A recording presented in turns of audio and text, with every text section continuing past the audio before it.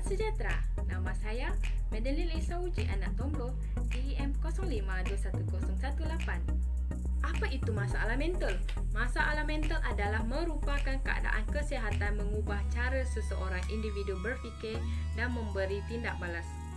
Masalah mental dapat disimpulkan dan amat berkait rapat dengan kesedihan, kekecewaan dan kemurungan seseorang individu di dalam konteks sosial.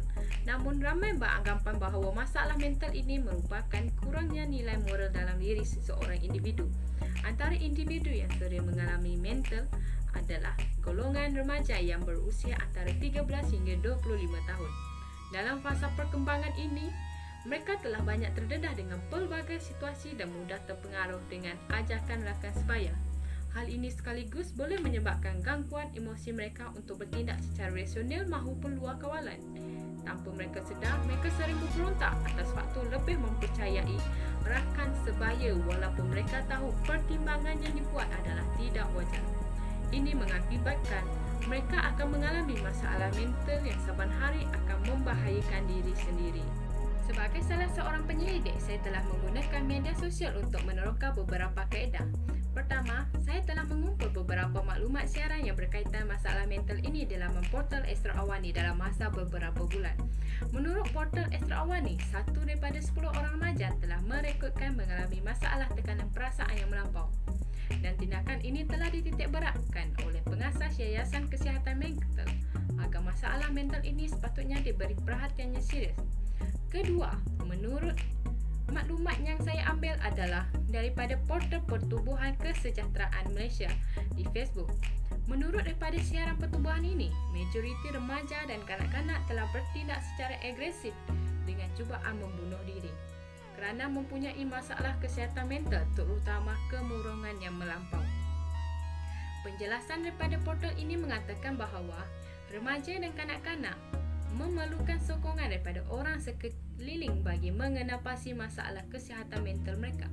Seterusnya, membolehkan mereka untuk menerima rawatan susulan bagi mencegah masalah ini menjadi semakin parah. Sekian, terima kasih. Selamat sejahtera, nama saya Manimita, anak Berapa Mani Maret, DEM 072104. Hari ini saya ingin membentangkan tentang ulasan masalah mental dalam kalangan remaja di Malaysia. Pada tarikh 10 Oktober dirayakan setiap tahun sebagai Hari Kesihatan Mental Sedunia, bertujuan untuk meningkatkan kesedaran umum terhadap kesihatan mental. Namun stigma atau tanggapan negatif masyarakat terhadap penyakit ini dilihat masih pada tahap yang sama. Di Malaysia terdapat beberapa buah negeri yang mencatatkan masalah mental yang tertinggi. Antara negeri yang kronik dengan masalah ini adalah negeri wilayah persekutuan. Hampir sesetengah juta rakyat di negara didapati mengalami simptom tekanan atau depresi. Menurut Tinjauan Kebangsaan Kesihatan, separuh daripadanya masalah gangguan mental mula berkesan dari umur 14 tahun. Oleh itu, perkara ini perlu ditangani segera. Sekian, terima kasih. Nama saya Matimar Menan Laki Gitu, DEM 012168 dari Diploma in Enforcement Management and Batch 24. Jadi, apakah punca-punca yang menyebabkan masalah mental dalam kalangan remaja menjadi serius? Antaranya, perkembangan teknologi. Media sosial dan teknologi kini mengubah cara manusia berinteraksi. Walaupun negara dan perhubungan di antara manusia makin bertambah maju, adanya keburukan yang tidak dapat dielakkan. Antaranya, penggunaan gadget dan media sosial yang berlebihan. Antara masalah yang sering dihadapi oleh para remaja yang menggunakan gadget secara berlebihan adalah kekurangan tidur. Sesetengah pakar telah memberikan amaran bahawa cahaya daripada skrin telefon dapat mengurangkan keupayaan remaja untuk mencapai tahap tidur yang sangat nyenyak. Jadi hal ini jelas menunjukkan bahawa kekurangan tidur dapat mengganggu kesihatan mental para remaja serta menyebabkan masalah mental. Selain itu, yang kedua, kekurangan perhatian atau pengampunan. Pengabaian boleh dibahagikan kepada 4 faktor utama, iaitu pengabaian fizikal, pengabaian perubatan, pengabaian emosi dan pengabaian pendidikan. Daripada yang keempat-empat ini, pengabaian emosi adalah yang paling sukar dikenal pasti dan sering dilaporkan sebagai pengabaian sekunder. Mengabaikan rangsangan emosi para remaja oleh warga ibu bapa dapat mengakibatkan kelewatan terhadap perkembangan mental kognitif. Hal ini lebih berlaku dalam kalangan keluarga yang paling moden sebab ibu bapa mereka lebih khusyuk ataupun lebih sibuk mencari kekayaan sehingga tidak mempunyai masa untuk meluangkan bersama anak-anak mereka. Struktur keluarga, sejarah silat ibu bapa yang mengalami pengabaian ketika mereka dalam usia muda juga dapat menjadi cenderung untuk kurang berempati atau mengabaikan anak-anak mereka sendiri. Yang ketiga, hubungan sosial yang kurang baik. Hubungan sosial atau interaksi sosial adalah hubungan di antara dua atau lebih individu. Sebagai seorang individu yang biasa, para remaja perlu mempunyai hubungan. Dalam konteks ini, pemilihan rakan sebaya adalah sangat penting sebab rakan sebayalah adalah salah satu faktor utama kejayaan dan juga kegagalan seorang remaja. Walhal hubungan yang tidak baik dapat memberikan pandangan yang sangat merosak ataupun pandangan yang sangat teruk di antara kalangan masyarakat, meningkatkan lagi masalah mental para remaja sebab pemikiran ataupun penampakan yang tidak baik dapat meningkatkan stres kepada para remaja kini. Punca yang keempat, pengalaman pahit sewaktu usia kecil.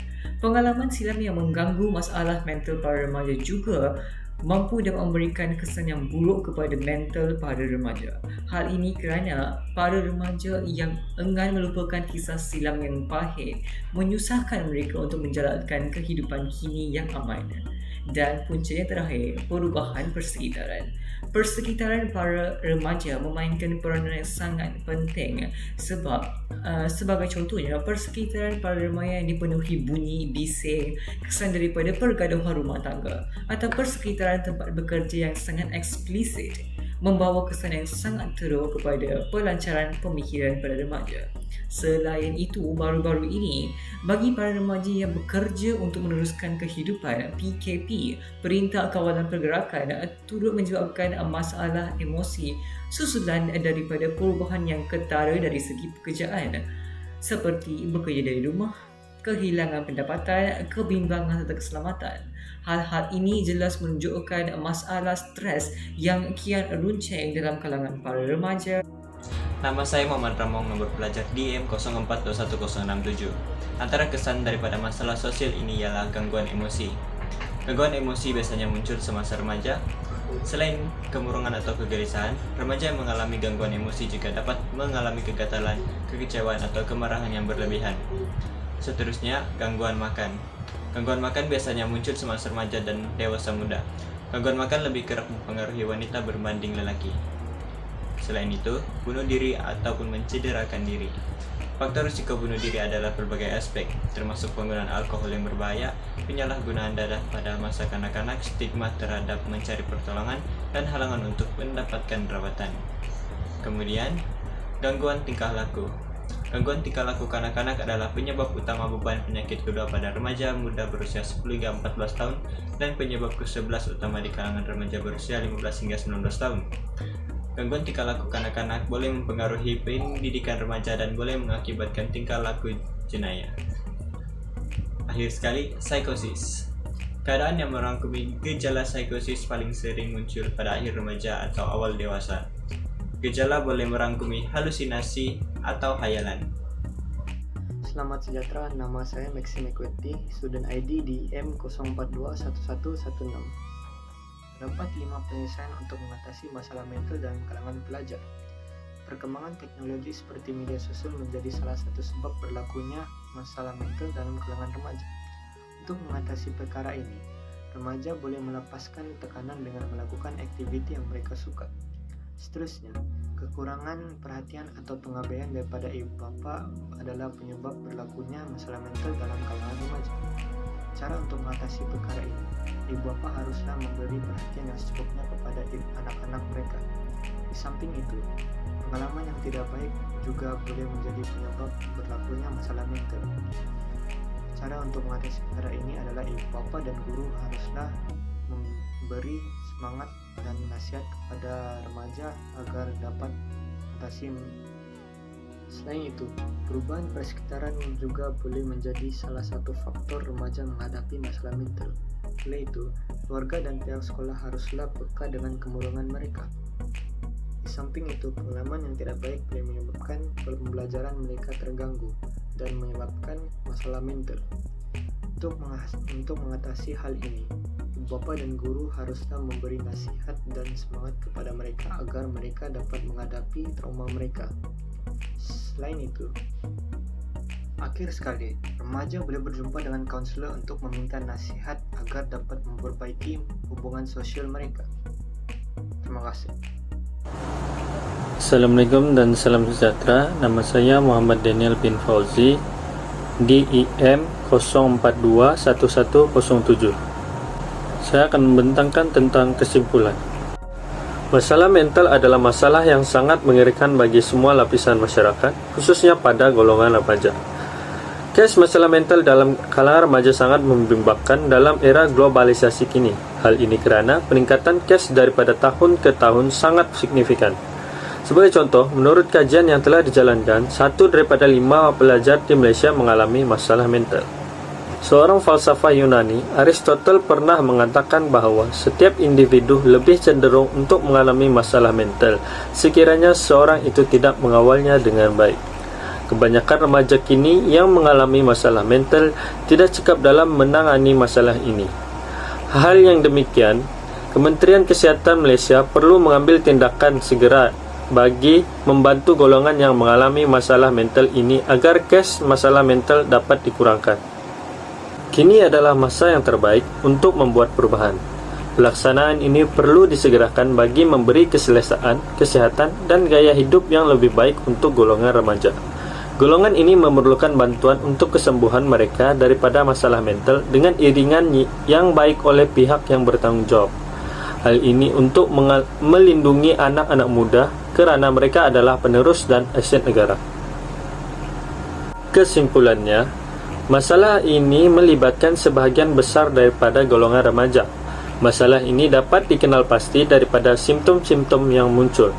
Oleh itu, remaja yang mengalami simptom itu perlu mendapatkan rawatan yang segera untuk mengelakkan perkara yang buruk terjadi.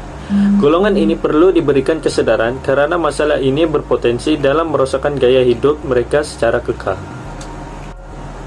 Itu saja dari kami. Sekian, terima kasih.